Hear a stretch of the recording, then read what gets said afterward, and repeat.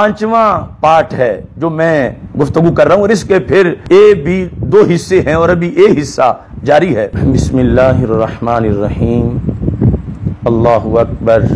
अल्लाहु अकबर, अल्लाहु अकबर। लब्बैक लब्बैक लब्बैक या रसूल अल्लाह सल्लल्लाहु अलैहि वसल्लम। अल्हम्दुलिल्लाहि रब्बिल आलमीन वस्सलातु वस्सलामु अला रसूलिल करीम व अला आलिहि व अस्हाबिहि अजमाइन। रब्बे ज़ुल जलाल के फ़ज़ल और तौफ़ीक़ से नबूवत मुस्तफ़ा सल्लल्लाहु अलैहि व आलिहि व अस्हाबिहि व बारक वसल्लम के अज़ीम मौज़ू पर हमें पहरा देने की सआदत मुयस्सर है, और इस सिलसिला में मुनाज़रा के बारे में दिनों से गुफ्तगू जारी है। आज जो क्लिप मैंने मौलाना मोहम्मद सईद अहमद असद का सुना, और पहले मुझे बताया भी गया कि उन्होंने मुनाज़रे की डेट फाइनल कर दी है 1 अगस्त, तो मुझे बहुत ही खुशी हुई, एक मरहला तय हो गया। लेकिन जो मैंने उस क्लिप को सुना तो वो खुशी धीमी होती गई कि बिल आखिर अधूरी और आखिर में जाकर मुकम्मल ही ख़त्म हो गई कि उन्होंने टाइम देकर फिर वापस ले लिया। और ये बड़ा अलमिया है कि इतने दिन बीत चुके हैं और अभी तक डेट फाइनल नहीं हो रही। आज की उनकी गुफ्तगू बड़ी रंग बिरंगी गुफ्तगू थी, यानी वो मुनाज़रे के लिए आगे आने की कोशिश भी कर रहे थे और फिर पीछे छुपने की कोशिश भी कर रहे थे, और साफ छुपते भी नहीं, सामने आते भी नहीं। गुफ्तगू में कभी तो वो हक का इतराफ़ कर रहे थे और कभी हक से इन्हिराफ कर रहे थे, कभी तो नज़रियात पे गुफ्तगू कर रहे थे और कभी तो सरासर ज़ातियात पे हमला कर रहे थे, यहाँ तक कि वो चंदे खाने तक भी पहुँचे और शोले बरसाने तक भी पहुँचे। उन्होंने कई उगलूते छोड़े और कई अहद तोड़े और बिलाखिर हाथ भी जोड़े। ये सारी चीज़ें फिर मुनाज़रा कह के फिर दलाइल देने का भी शौक़ पूरा किया। तो आज की जो उनकी गुफ्तगू है उसमें मजमूई तौर पर 3 हिस्से हैं। एक का ताल्लुक मुनाज़रा के इनेकाद के साथ है, दूसरी का ताल्लुक इल्ज़ामात के साथ है, और तीसरी का ताल्लुक जो है गुफ्तगू का तीसरा हिस्सा है उसका उनके अपने मौक़िफ़ पर कुछ दलाइल के साथ है। तो चूँकि इस वक्त लोगों को सबसे पहले इस लिहाज से मुत्तले करना ज़रूरी है कि मुनाज़रे की डेट फाइनल होने के लिहाज से जो आज की गुफ्तगू में हाथ किया गया उस पर सबको मुत्तले किया जाए, क्योंकि लोग तो यही समझ रहे हैं कि माशाअल्लाह डेट फाइनल हो गई है और अब आगे इंशाअल्लाह मुनाज़रा तैयार है। तो इस सिलसिला में उनकी गुफ्तगू के अंदर मुनाज़रा का वक्त मुअय्यन किया गया शुरू में, लेकिन गुफ्तगू के दौरान ही पता नहीं उन्हें क्या ख़तरात लाहिक हुए। अभी हम लाहौर से चले भी नहीं कि दरवाजे बंद करना भी शुरू कर दिए और कहने लगे कि शरारत की ये नीयत से मत आना। भाई हम फारिग कब हैं शरारत के लिए? हमें तो आप जैसे हजरात की ज़ियारत का नहीं टाइम मिल रहा, शरारत का हमें कैसे टाइम मिलेगा? कि शरारत की नीयत से मत आना, और ये जो आप सोच रहे हैं कि हम ये कर देंगे वो कर देंगे, ये ऐसा नहीं होगा, तो हमारी नीयतों पर किसने आपको मुत्तले कर दिया? हम जितने इखलास से लगे हुए हैं, वरना तो मैं अगर कह दूं कि सुबह मौलाना मोहम्मद आबिद जलाली साहब शराइत तय करने के लिए आ रहे हैं तो हो सकता है आप दरवाज़ा पहले ही बंद कर दें एक हफ्ता। तो हम जिस अंदाज में आपसे गुफ्तगू कर रहे हैं और जो चाहते हैं कि उम्मत के उलमा बैठें, अकाबरीन बैठें, और आपके ज़हन में पता नहीं कौन सी हुल्लड़बाजी है, और आपने फिर ये हमारे सर थोप भी दिया है कि आप ये चाह रहे हैं। ये भी कह दिया कि अगर 11 से जायद यानी 2 कैमरे वाले 13 से जायद एक बंदा भी हुआ तो मैं घुसने नहीं दूंगा। आपका ये जो शौक़े मेज़बानी है इसको भी दाद देनी पड़ेगी। کہ لاہور سے گئے ہوئے مہمان اگر آپ کی معین کردہ تعداد سے کوئی زائد ہوا تو آپ مناظرے کے اندر تو کیا اپنے مدرسہ میں بھی نہیں داخل ہونے دیں گے کہ وہ کہیں برآمدے میں بیٹھ جائیں، کسی جگہ بیٹھ جائیں۔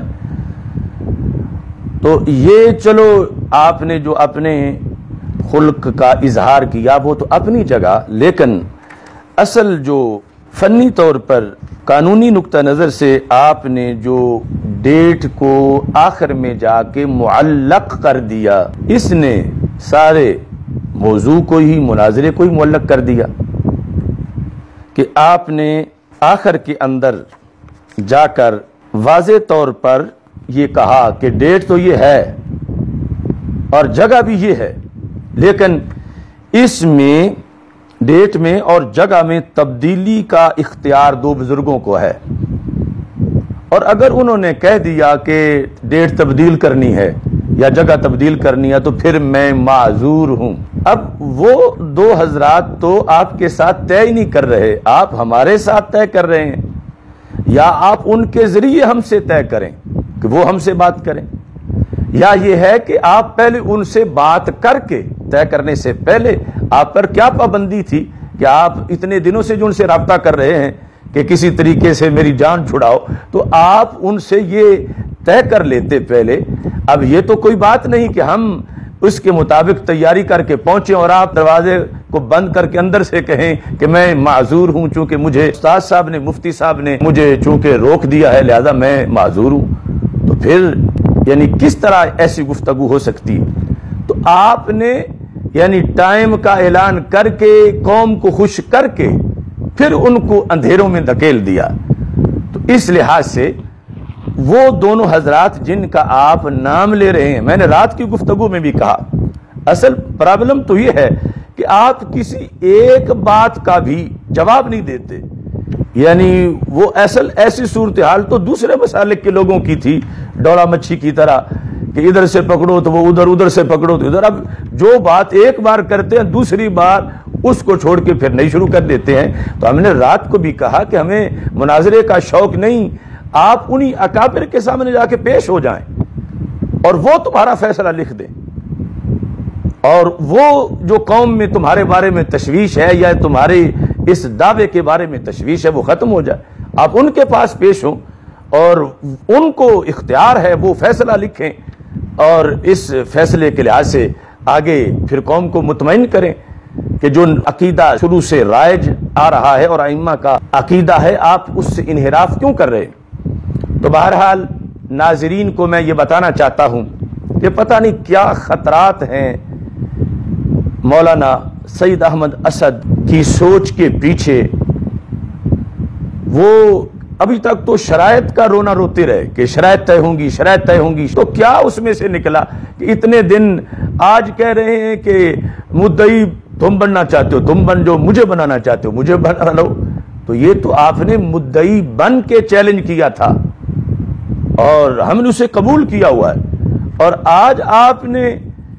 یہ کہا کہ آپ نے مناظرے کا چیلنج دیا مجھ کو، یہ اپنی گفتگو میں آپ سنیں تو یہ کل کیا نتیجہ نکلے گا کہ اتنی باتوں میں بھی آپ کو یاد ہی نہیں رہا کہ چیلنج آپ نے کیا، قبول میں نے کیا، اور میں نے اس پر ساری دنیا گواہ ہے، اور آپ آج مجھے کہہ رہے ہیں کہ آپ نے مناظرے کا چیلنج دیا مجھ کو، اور ساتھ ہی میرا اگر تم وہ مناظرے کا چیلنج معتبر سمجھ رہے ہو تو میں نے ساتھ جو یہ کہا تھا کہ انتظامات ہمارے ذمے ہیں وہ تم کیوں بھول گئے ہو؟ اب میں لاہور سے چل کے فیصل آباد جا سکتا ہوں تو آپ اپنے دارالعلوم سے نکل کر حضرت محدث اعظم رحمت اللہ علیہ کی دہلیز پر جامعہ رضویہ میں کیوں نہیں جا سکتے؟ وہاں ایک بڑا حال ہے، وہاں صاحبزادگان سے ہماری بات ہو چکی ہے اور پوری حفاظت کے ساتھ وہاں پر مناظرہ ہوگا انشاءاللہ۔ تو آپ جو دروازے کھولنے اور بند کرنے کا تکلف ہی برداشت نہ کریں، آپ مہمان بن کے وہاں پر تشریف لے آئیں اور وہاں پر اللہ کے فضل سے مناظرہ ہوگا۔ لہٰذا یہ ہم نے قبول کرتے ہوئے چیلنج یہ کہا تھا کہ جگہ فیصلہ آباد میں ہوگی، تعین ہم کریں گے، انتظامات ہم کریں گے، تو اس سے آپ کیوں ہچکچاہٹ محسوس کر رہے ہیں؟ نہ تو آپ ڈیٹ فائنل کر رہے ہیں اور نہ جگہ کے لحاظ سے ہم نے جو کہا تھا اسے مان رہے ہیں، اور تیسرے نمبر پر آپ کہہ رہے ہیں کہ مناظرہ 2 گھنٹے ہوگا۔ اس میں کیا حکمت ہے؟ یہ اصول مناظرہ کی کس کتاب میں ہے کہ مناظرے کا دورانیہ اتنا ہونا چاہیے کہ یہ چھوٹا موضوع ہے؟ اس میں تو ہو سکتا ہے 4 دن لگ جائیں، اور ہو سکتا ہے آپ 2 منٹوں میں مان جائیں تو مان جائیں۔ اتنے دلائل ہیں اس پر ہمارے پاس، تو اس لیے تو ہم کہہ رہے ہیں نا کہ آپ پر بوجھ ہی نہ ہو تو آپ یہ پہلو جو ہے انتظامات کا ہم پہ رہنے دیں، لیکن مناظرہ 2 گھنٹے نہیں ہوگا، مناظرہ فیصلہ کن ہوگا، اور فیصلے تک انشاءاللہ مناظرہ جاری رہے گا۔ یہ نہیں کہ 2 گھنٹے پورے ہو جائیں اور قوم کو کچھ بھی نہ ملے اور نتیجہ نہ نکلے اور آپ کہیں کہ اب نہیں چوں بس مناظرہ ہو گیا، ایسا نہیں ہوگا۔ اور اس کے اندر باقی ہم آپ کی بات مانیں گے کہ آپ 15 منٹ کی باری رکھتے ہیں، 10 منٹ کی رکھتے ہیں، 9 بجے شروع کرنا چاہتے ہیں، 10 بجے شروع کرنا چاہتے ہیں، اس کے اندر جو فیصلہ کرنے والے لوگ ہیں اس کے لحاظ سے 2 یا 4 جس انداز میں جو رکھنا چاہتے ہیں اس میں ہم آپ کی بات مانیں گے، مگر تعداد میں ہم آپ کی بات نہیں مانیں گے۔ کم از کم 40 حضرات تو آپ ضرور بٹھائیں اپنی طرف سے، اور 40 ہم بٹھاتے ہیں کہ کچھ نہ کچھ تو وہ گواہ ہوں کل اس بات کے کہ ہوا کیا ہے۔ چاہیے لائیو چلے اسی وقت، یعنی ریکارڈڈ نہ چلے۔ اندر اگر آپ صرف 40 بٹھانا چاہتے ہیں تو یہ نیٹ پہ لائیو باہر، اور وہاں بھی LCD باہر لگی ہوئی ہو، لوگ باہر دیکھیں جن کے نعروں کا آپ کو خطرہ ہے، اور دوسری طرف جو ہے وہ ساری دنیا دیکھے، پوری دنیا میں اس کے لحاظ سے لوگوں کے اندر ایک ڈیمانڈ ہے کہ پتہ چلے۔ تو اس بنیاد پر آج کی گفتگو کے لحاظ سے آپ ڈیٹ بتانے میں ناکام رہے۔ میں نہیں کہتا کہ ان بزرگوں کے لحاظ سے ان کا کردار نہیں ہونا چاہیے، ان کا کردار ہونا چاہیے، لیکن وہ فائنل ہونا چاہیے۔ آپ ڈیٹ معین کرنے سے پہلے ان کو اعتماد میں لے لیتے کہ 1 اگست میں ڈیٹ فائنل کرنے لگا ہوں، تو وہ منظور کر لیتے، یعنی تاکہ آگے یہ معلق نہ رہتا۔ آپ نے پوری قوم کو پھر انتظار کی سولی پہ لٹکا دیا، تو اس واسطے یہ بھی آپ کی طرف سے جو قدم اٹھایا گیا اور یہ درست نہیں ہے۔ اس کے بعد آپ نے آج وہ جملہ چھوڑ دیا جس سے میں نے کل آپ کو ڈرایا تھا کہ ان نبینا محمدن صلی اللہ علیہ وسلم لم یزل نبیہ، کہ اس کے سامنے تمہیں بالآخر جھکنا پڑے گا۔ یہ جملہ جو ہے ائمہ کا ہے، آج آپ نے اس کا نام ہی نہیں لیا، اور آپ مجھے بتا رہے ہیں کہ آپ نے یہ ثابت کرنا ہے، یہ ثابت کرنا ہے، یہ ثابت کرنا ہے۔ ایک تو مدعی آپ ہیں، دوسرا یہ ہے کہ جو جملہ میں نے آپ کو دیا ہے، جو مجھے پتا ہے کہ میں نے کس انداز میں اسے ثابت کرنا ہے، اور اگر آپ یہ سمجھتے ہیں کہ اس جملے کے اندر جو ہے وہ کچھ کمی رہ گئی تو پھر آگے وضاحتیں بھی کریں کہ رجل بھی ہو، یہ بھی ہو، وہ بھی ہو۔ تو جس وقت وہ ایک جامع ائمہ کا جملہ اس سلسلہ میں نے آپ کو دیا ہے، اور تمہاری ہر دلیل کا انشاءاللہ بھرپور جواب دیں گے۔ آپ نے کہا کہ شرائط اس لیے طے کی جاتی ہیں تاکہ قوم کا ٹائم بچ جائے، تو قوم تو آپ آنے ہی نہیں دے رہے، ٹائم کس کا بچانا؟ قوم پر تو آپ نے پابندیاں لگائی ہیں کہ لوگ نہ آئیں، لوگ نہ آئیں، قوم نہ آئے۔ تو یہ جو 11 رکنی قوم آپ بٹھانا چاہتے ہیں، تو یہ تو ٹائم سارا ہی سرکار کے لیے ہے۔ اب آپ مناظرے پر آ کر یہ کہیں کہ ٹائم نہ ضائع ہو، ٹائم نہیں ضائع نہیں ہوگا، یہ قوم کا ٹائم محفوظ ہوگا، اور قوم کو آنے دیں۔ اگر آپ نے شرائط کے لحاظ سے یہ ذکر کیا ہے تو پھر قوم پہ رحم کریں، قوم کو اس سلسلہ میں سننے دیں۔ اور اس لحاظ سے بھی مجھے بڑی پریشانی ہے آپ کے حافظے کی، یعنی اس سے پہلے کی جو گفتگو ہے، آپ نے کہا الحمدللہ آج یہ بات تو طے ہو گئی کہ جلالی صاحب نے مجھے کافر نہیں کہا اور گمراہ نہیں کہا اور اہل سنت سے خارج نہیں کیا، اور پھر میری گفتگو کا آپ نے حوالہ بھی دیا۔ لیکن آج آپ کی وہ یاداشت کہاں گئی کہ جب آپ نے واضح طور پر کہا کہ آپ نے مجھ پر انکار نبوت کا فتویٰ لگایا، وہ کن ذرائع سے تمہیں یہ کل یا پرسوں کی گفتگو میں وہ پھر فتویٰ میرا وہاں آپ کو پہنچ گیا؟ کس فتوے کا حوالہ دے رہے ہیں؟ تو خود مان کے کہ میں نے تجھ پہ انکار نبوت کا فتویٰ نہیں لگایا، آج بات کرتے وقت تم یہ کہہ رہے ہو کہ تم نے مجھ پر انکار نبوت کا فتویٰ لگایا۔ اب ایسے بندے کے ساتھ تو مجھے تشویش ہے، مناظرہ کے دوران بھی وہ کہیں موضوع ہی نہ بھول جائے اور کہیں یہ نہ کہ تم آئے کیوں ہو، میں نے تو بلایا ہی نہیں تھا، کیونکہ یہ واضح طور پر ناظرین یہ تعارض آج کی گفتگو کے لحاظ سے دیکھ سکتے ہیں، ان میں سے کوئی بھی ایسی بات نہیں کہ جو میں ویسے کر رہا ہوں۔ اور یہ جو انکار نبوت والی بات ہے، یہ میں نے اس کلپ میں بھی بتایا تھا جس کا آپ نے گاڑی